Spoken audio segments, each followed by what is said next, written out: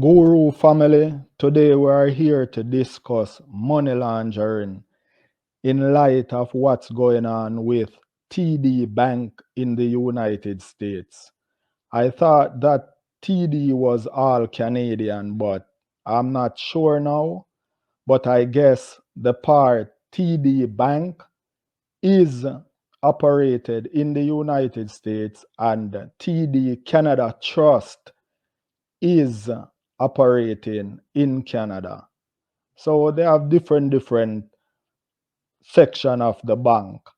Anyway, money laundering. Money laundering is typically when you convert so-called dirty money into so-called clean money. And dirty money is like money that is obtained from like criminal activities. Clean money is money that you can spend without any eyebrows being raised and no law enforcement coming after you and asking any question about where your cash is coming from. Money laundering typically involves three steps. The first involves introducing the cash into the financial system by some means. This is called placement. The second involves carrying out complex financial transaction to camouflage the illegal source of the cash. This is called layering. And finally, acquiring wealth from the transaction of the illicit funds. This final step is called integration. To me, what's going on in Jamaica right now with the Prime Minister, Andrew Holness, seems like it is the layering part of money laundering. I'm not saying it definitely is layering, but it seems, and a lot of Jamaicans are talking about it. Let's listen to this news report from Television Jamaica, and you will see how complex these transactions are, and you probably will have to listen to this news report multiple times to understand what's going on. Let's listen. In Primetime News Tuesday, we told you about Positive Media Solutions Limited, a company linked to Prime Minister Dr. Andrew Holness and incorporated in October 2020. At the time, the company had 100 shares, 99 of which were held by Imperium, another company associated with Dr. Holness. In 2022, the shares were given to Andrew Matthew Holness, the son of the Prime Minister. So what is Positive Media and what does the company do? According to the Integrity Commission report, it manages the intellectual property of the Prime Minister's digital domain, such as social media accounts. Positive Media rents media equipment, plans and manages events, and provides social media management and communication for clients. Such clients include the Positive Jamaica Foundation, also operated by the Prime Minister, West Central St. Andrew Trust, which bears the name of the Prime Minister's constituency, the Jamaica Labour Party, and another company called Green Emerald Trading. Despite having those clients, the Integrity Commission said Positive Media filed a nil tax return for 2021 and 2022. That means the entity did not declare any income or expenses for the years stated. However, the management account statement of Positive Media indicated the company earned over $20 million for the year ending 2021. In 2021 and 2022, Positive Media also transferred millions to Imperium, close to 67 million Jamaican dollars and almost 42,000 US dollars. The money was described as short-term loans and advances. Now, the Integrity Commission also pointed out that Green Emerald, a client of Positive Media, lent Positive Media over $20 million between March 2021 and May 2022. Positive Media paid back the money to Green Emerald by transferring money from Imperium.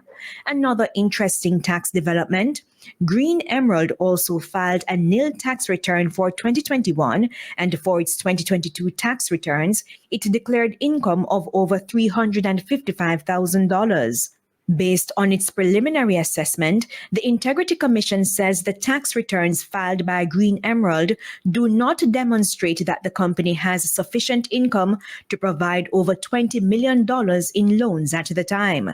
It also raises serious concerns about tax compliance. However, the Integrity Commission admits a company may be in a position to offer loans, though operating at a loss. Based on the findings, the Integrity Commission reiterated the need for the Financial Investigations Division and the Tax Administration Jamaica to probe the matter and find out if the companies are operating within the law. That's because there are questions about the income-generating capacity of the companies based on the money identified in their accounts. Andrea Chisholm, TVJ News. So, as you can see, very complex, money moving back and forth, and at the end of the day, you will probably just think that everything is legit because now you cannot prove where this is coming from, where it went to, and so on and so forth. So that is why many Jamaicans today are leaning on the side of money laundering, especially the step of layering. We will now look at TD Bank in the United States to get an idea of what it is like from a company point of view. That what we just heard was from an individual laundering money.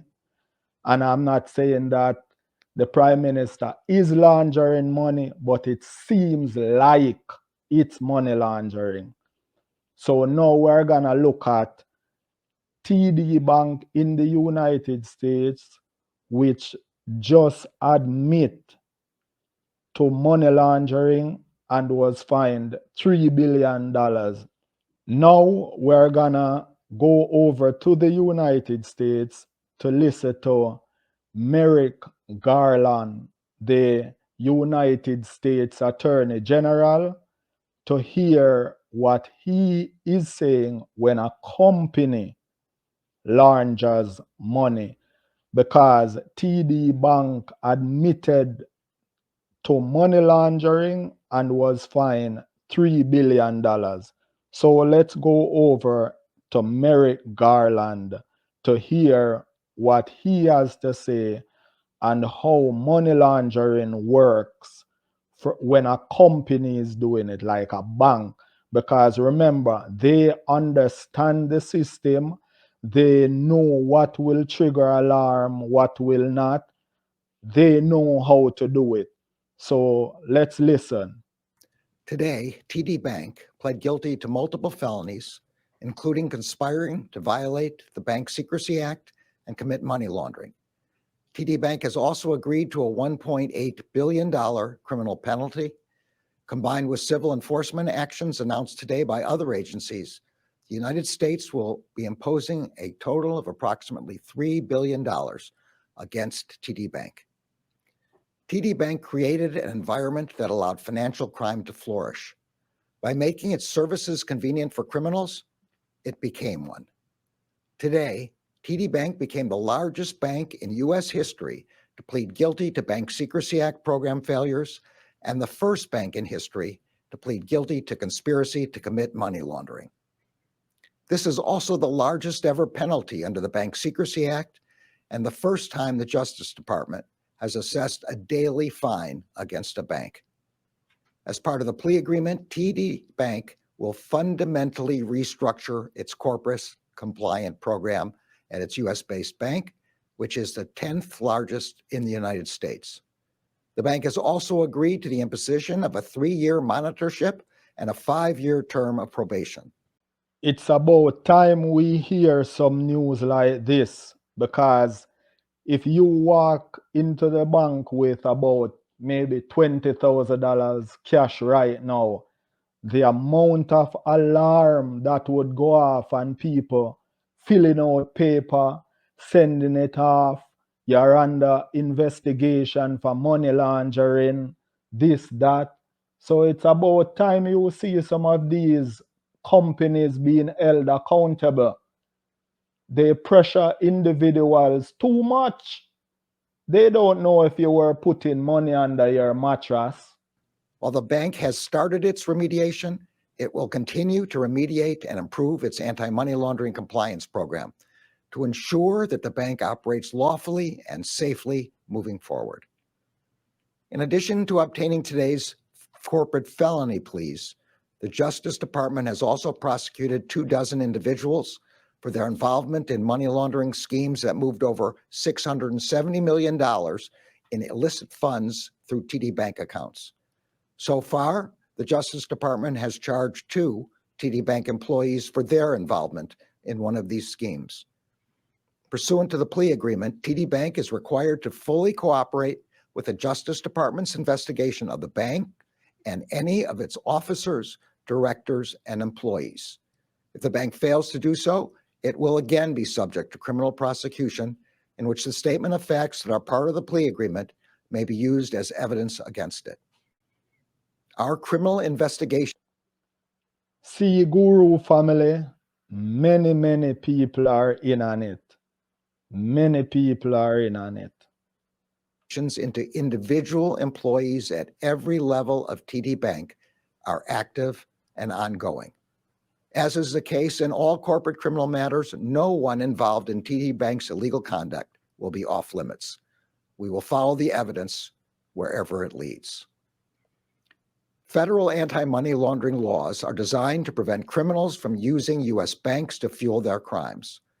Our laws dictate that the narcotics traffickers who flood our communities with deadly drugs cannot use American financial institutions to move their money. And our anti-money laundering laws dictate that a bank that willfully fails to protect against criminal schemes is also a criminal. That is what TD Bank was, because it failed to maintain an adequate anti-money laundering program between January 2014 and October 2023. Over a 6-year period, TD Bank failed to monitor $18.3 trillion in customer activity. As TD Bank admitted in its plea agreement, this allowed 3 money laundering networks to transfer over $670 million through TD Bank accounts. At least one of those schemes involved 5 TD Bank employees. The bank maintained an automated transaction monitoring system that was supposed to detect and generate alerts on suspicious transactions and activities, but that system was willfully deficient. As the bank admitted in the statement of facts, which it filed today, at various times, high-level executives, including the person who became the bank. Alarm bells were going off all over the place. No one was paying attention. Bank's chief anti-money laundering officer knew there were serious problems with the bank's anti-money laundering program, but the bank failed to correct them. 3 money laundering networks took advantage of TD Bank's failed anti-money laundering system. First, over the course of a 3-year period, a person who TD Bank employees knew as David moved over $470 million in illicit funds through TD Bank branches in the United States. And you can bet this is where the shell companies come in. David has separately pled guilty to laundering drug proceeds through the bank. David had attempted to launder money through numerous financial institutions, but he found that TD Bank had the most permissive policies and procedures, and so chose to launder most of his funds there. He also bribed TD Bank employees with more than $57,000 in gift cards in furtherance of his scheme. David's illegal conduct was obvious, to say the least.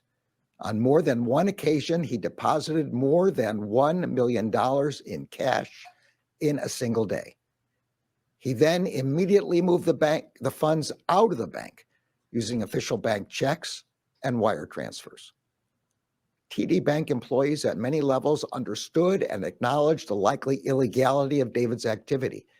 In August 2020, one TD Bank store manager emailed another store manager and remarked, quote, "You guys really need to shut this down, LOL." In late 2020, another store manager. So this is the integration part of money laundering when they acquire wealth. So he was able to put the money in and take it out. Once it's out and it can be traced back to the account, it will seem like it is legal money. Implored his supervisors, several TD Bank regional managers, to act, noting that, quote, "It is getting out of hand, and my tellers are at the point that they don't feel comfortable handling these transactions." In February 2021, one TD Bank store employee saw that David's network had purchased more than $1 million in official bank checks with cash in a single day. The employee asked, quote, "How is that not money laundering?" A back office employee responded, quote, "Oh, it 100% is." In a second separate money laundering scheme, 5 TD Bank employees conspired with criminal organizations to open and maintain accounts at the bank that were used to launder $39 million to Colombia, including drug proceeds. That money laundering organization reused the same Venezuelan passports to open multiple accounts at TD Bank. It sometimes used the same passport to obtain multiple debit cards for a single account. And this is all possible because they have people on the inside working. Despite significant internal red flags, the bank did not identify that its own employees were conspiring to launder tens of millions of dollars to Colombia until law enforcement arrested one of them. In yet a third scheme outlined in today's charges, a money laundering network maintained accounts at TD Bank for at least 5 shell companies. It used those accounts to move over $100 million in illicit funds through the bank. Even though retail employees flagged suspicious activity connected to those accounts, the bank did not file a suspicious activity report until law enforcement alerted the bank to the money laundering network's activities. By that time, the accounts had been open for over 13 months and had been used to transfer nearly $120 million. On multiple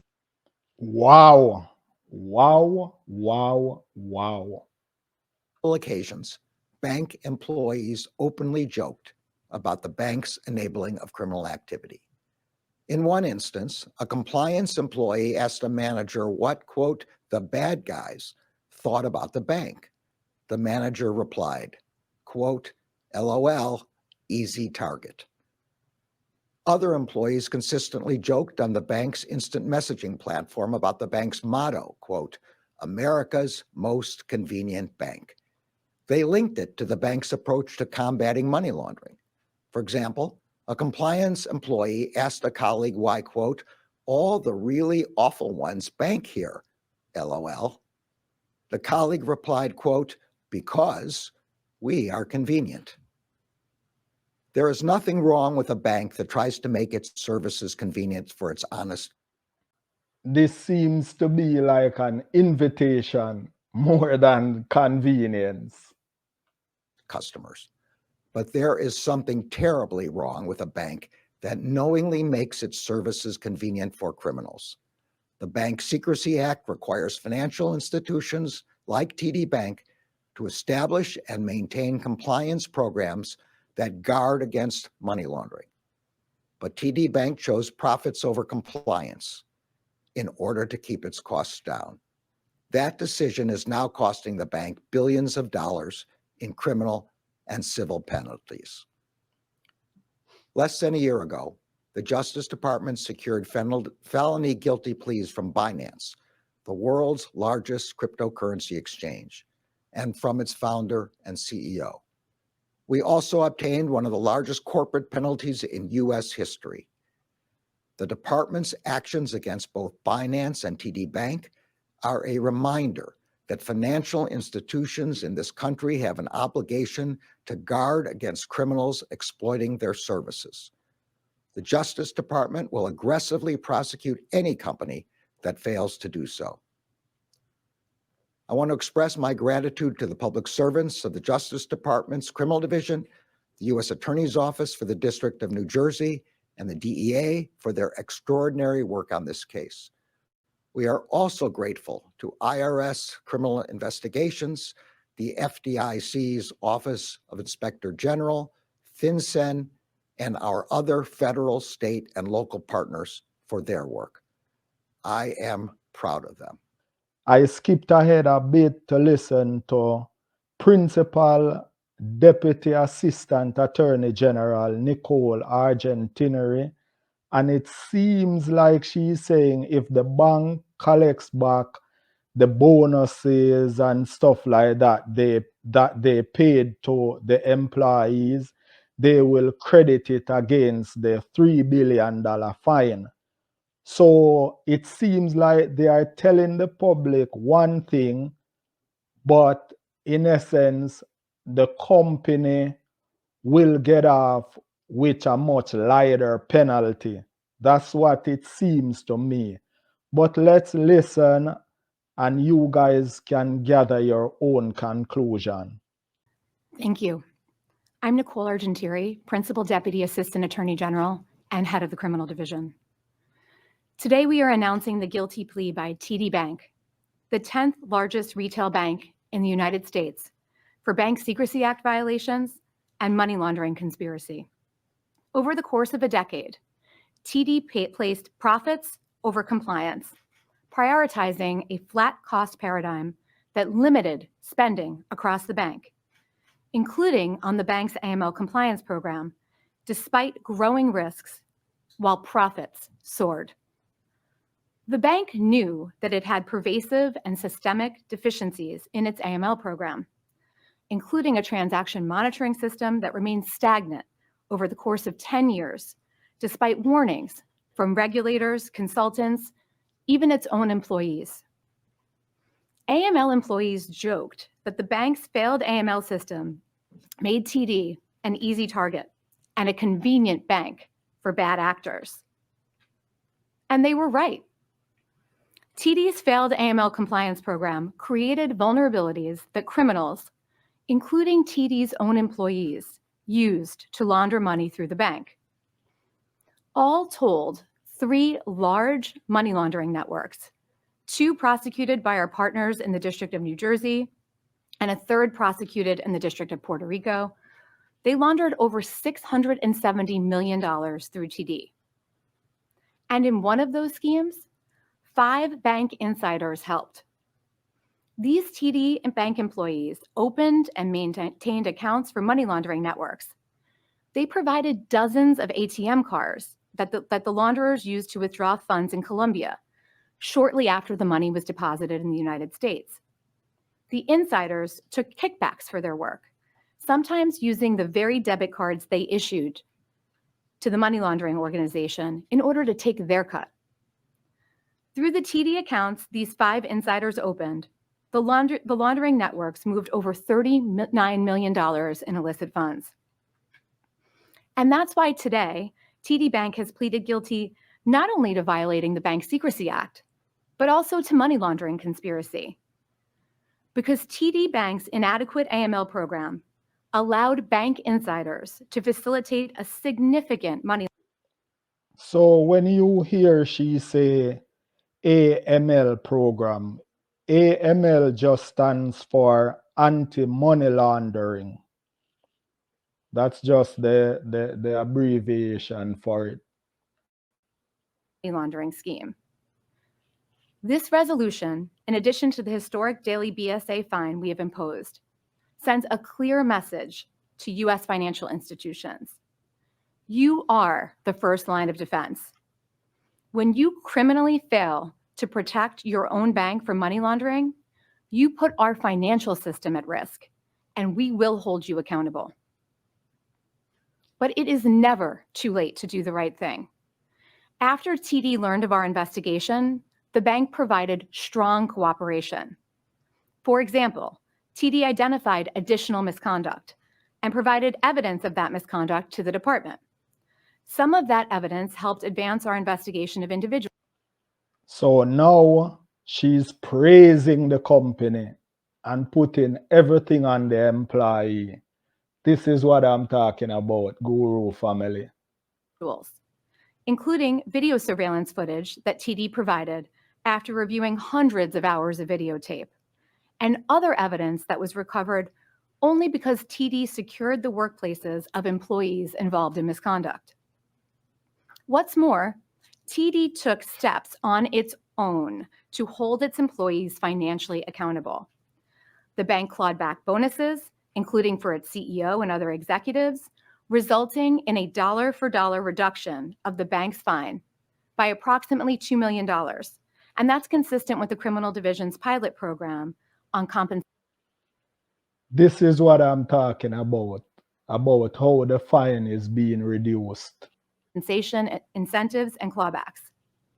Under that pilot program, as of today, 10 companies that have resolved with the Criminal Division have implemented compliance metrics in their compensation systems. But today's resolution marks a first. This is the first time a company has committed to clawing back compensation prospectively. Over the next few months, TD will identify additional compensation it will claw back from its employees. And if TD succeeds in those clawbacks during the term of its agreement with the department, the Criminal Division will credit those clawbacks against the fine.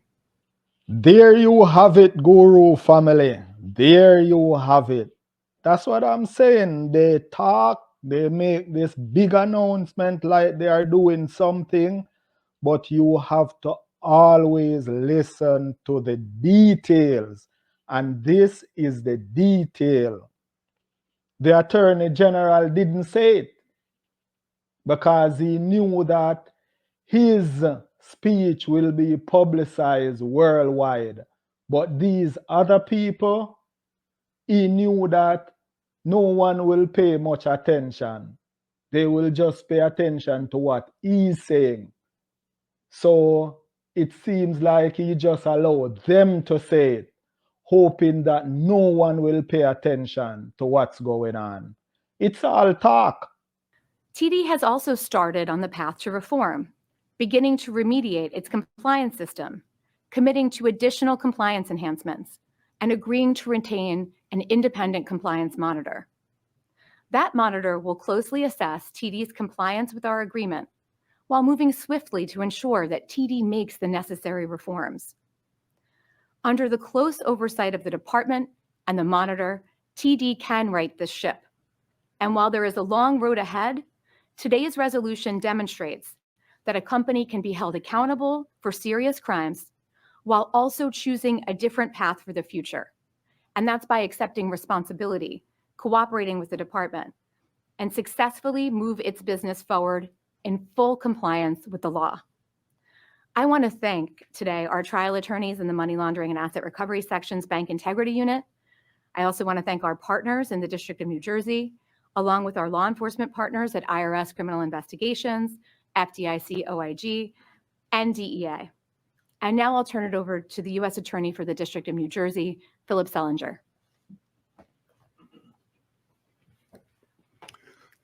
Good afternoon. I'm Philip Selinger, United States Attorney for the District of New Jersey. Today, TD Bank is pleading guilty in the District of New Jersey for its staggering and pervasive anti-money laundering failures, which include permitting multiple major money laundering networks to flourish and move hundreds of millions of dollars through TD Bank locations in New Jersey and across the United States. Despite its legal obligation to maintain an effective anti-money laundering program, TD Bank instead implemented a fundamentally flawed and outdated AML program that allowed for staggering money laundering and other criminal activity to thrive at the bank.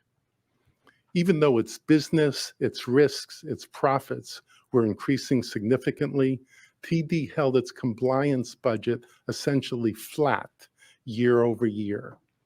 The bank categorically failed All about the money. over time to update its transaction monitoring scenarios, which is supposed to capture suspicious activity for further analysis. From 2014 to 2022, it added 0 new scenarios, significantly contributing to an outdated, stale, and wholly ineffective anti-money laundering program. Further, banks of TD size use automated transaction monitoring systems to meet their legal obligation to identify and report suspicious activity, like the movement of drug money. TD Bank intentionally excluded common types of financial transactions from its automated transaction monitoring system. This meant, for example, that TD Bank chose essentially not to monitor anyone using checks to commit crimes. So while it nominally had a compliance program, from January 2018 to April 2024, TD Bank failed to monitor approximately 92% of its total transactions, amounting to approximately $18.3 trillion of transaction activity. Wow. Wow, wow, wow. Additionally, in April 2017, the bank began offering access to Zelle, which allowed customers to transfer money using their mobile devices.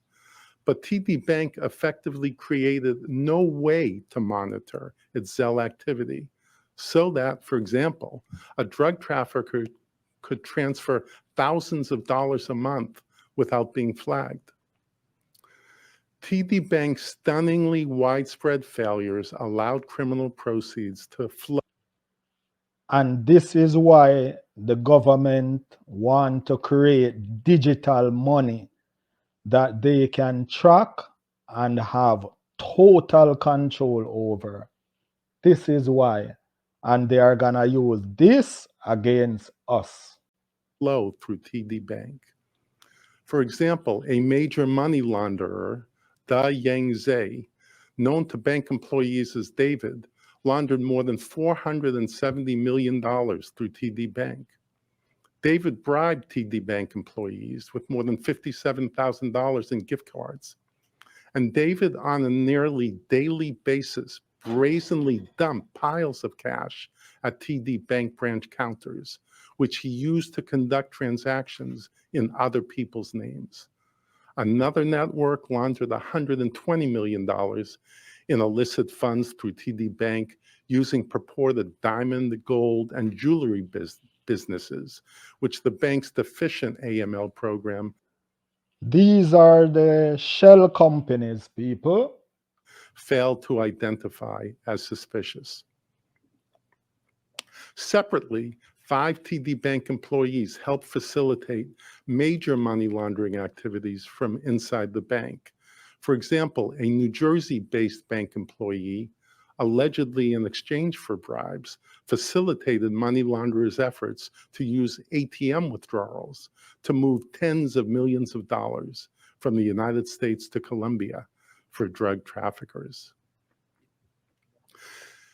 TD Bank's anti-money laundering failures were well known at every level of the bank. The bank knew it was significantly underspending on compliance. Wow. All about it. Everybody knew. That's what he's saying. Year after year, the bank knew it wasn't monitoring huge swaths of banking activity, and it knew that millions of dollars were being funneled through TD Bank accounts from the U.S. to Colombia using ATMs. It knew that peer-to-peer money transfers like Zelle went essentially unmonitored. It knew that employees had repeatedly identified the need for new transaction monitoring scenarios to adequately capture money laundering and other risks the bank faced. And it adopted zero changes to really fix any of these massive problems, repeatedly prioritizing profits and the convenience over meeting its legal obligations. It's no wonder then that the motto, America's most convenient bank, was used as a joke among employees to describe TD Bank being convenient.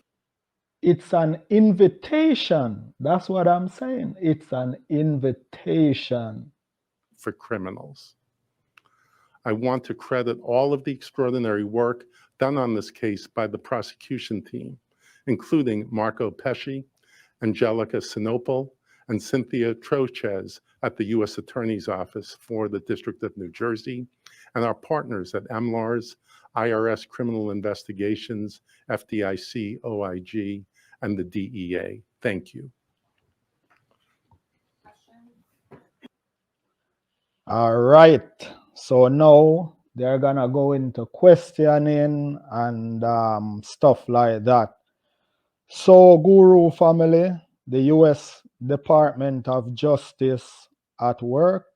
And always remember, there are 3 layers to money laundering: placement, layering, and integration. 3 steps: placement, layering, and integration. Integration is when you can actually buy stuff with the money. It's already clean, so now you can integrate it back in the normal financial system. And again, everything on the Prime Minister of Jamaica, Andrew Holness, is alleged, but it seems like money laundering. It seems like it's not legitimate. It seems weird, especially how he likes to talk about his humble growing up and how he was poor and stuff like that. He's a government worker. His wife is a government worker. So it seems weird. Anyway, leave your thoughts below. Thanks for watching. Please share, subscribe, and I will catch you in the next one. Always want more, and make sure you are worth more.